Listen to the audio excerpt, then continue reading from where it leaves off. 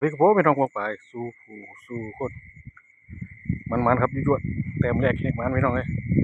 ยิงเลยพี่น้องบริไทยพี่น้องมึงบริเวณตรงมาพี่น้องขาวิดีโอกับห้างเดียวกับไอช่อนครับ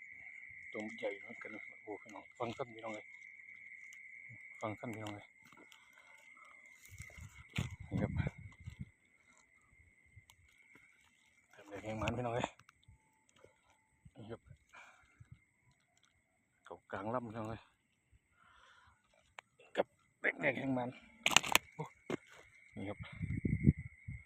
แต้มแรกแข่งมันพี่น้องยั่วๆพี่น้องเลยประมาณนี้พี่น้อง